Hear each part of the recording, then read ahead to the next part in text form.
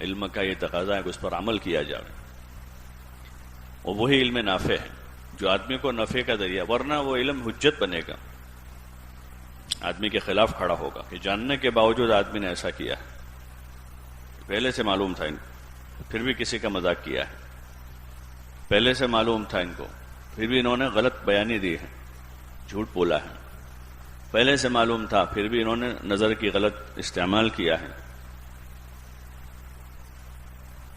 اس لیے کوشش اسی کی ہوگی۔ مدرسے ہمارے وہی ہیں کہ جس میں تعلیم اور تربیت، عملی طور پر اس کا ماحول بنانا یہ ہمارے ذمہ ہے۔ اساتذہ کتنی نگرانی کریں گے یا منتظمین کتنی نگرانی کریں گے؟ اس کا عملی ماحول بنانا طلبہ کے ذمہ ہے کہ مدرسے کی فضا میں اس کا عملی ماحول بنے کہ علم عمل میں آوے۔ نمازوں کے اوقات میں بروقت اذان ہوتے ہی مسجد میں نمازوں سے پہلے کی سنتوں کا اہتمام کرتے ہوئے نماز ہو رہی، کوئی طالب علم بھی اس سے باہر نہیں ہے۔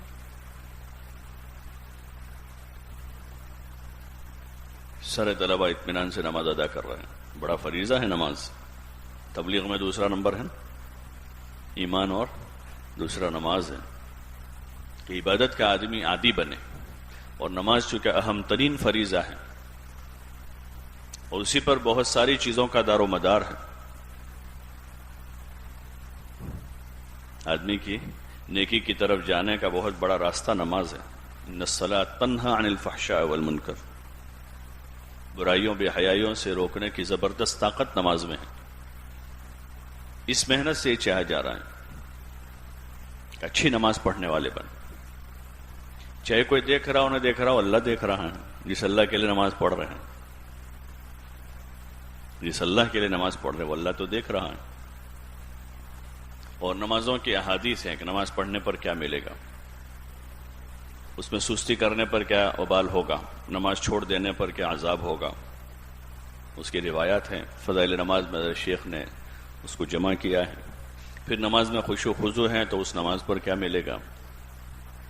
تو احتساب عمل اور علم کے ساتھ عمل کا اہتمام، اور اہتمام کے ساتھ احتساب ہے، تو پھر دن بدن اعمال میں اعمال کا شوق بڑھتا جائے گا، زندگی لایانی سے، غفلت سے دور ہوتی جائے گی، جو اصل مقصود ہے علم کے ذریعے سے، کہ زندگی علم الہی کی روشنی میں گزرے، لایانی سے، غفلت سے آدمی دور ہو جائے۔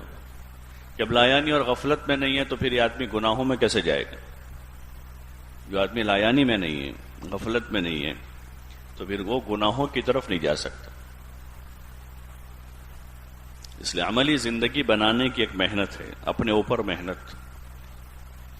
تبلیغ میں یہ جو 6 نمبر ہیں نا، ایمان، نماز، علم، ذکر، اکرام مسلم، اخلاص نیت اور تفریغ وقت، یہ نمبر محنت کر کے اپنے اندر داخل کرنے، یہ صفتیں اپنے اندر حاصل کرنی، اور روزانہ اس پر محنت ہے، صبح شام رات دن، اس کی عملی مشق، اس کے فضائل سن کر اس کا دھیان پیدا کرنا، اور پھر اس کی عملی مشق کرتے ہوئے اس میں کمال پیدا کرنا، ایمان میں بھی، نماز میں بھی، علم میں بھی، اللہ کے ذکر اور دھیان میں، مسلمانوں کے ساتھ سلوک اور رویوں اور ان کے اکرام میں، اور اخلاص جو بہت بڑا سرمایہ ہے، اور جان اور مال دونوں کو امانت سمجھ کر اللہ کے راستے میں لگانے کی مشق ہے۔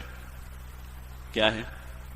آپ 6 صفات بولیں کہ اس پر مشق کرنی ہے، تو 24 گھنٹے روزانہ اس پر مشق ہے دھیان کے ساتھ۔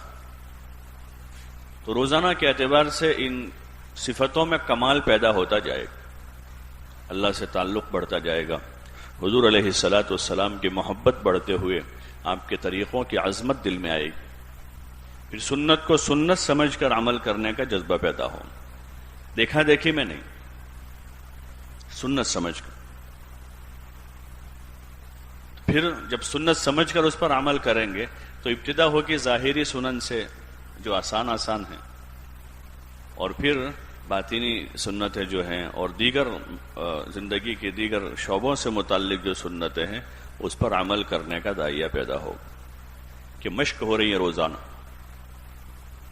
تو اب سنت محبوب ہو جائے گی، اور سنت کے خلاف جو کچھ ہوگا اس میں دلچسپی نہیں رہے گی۔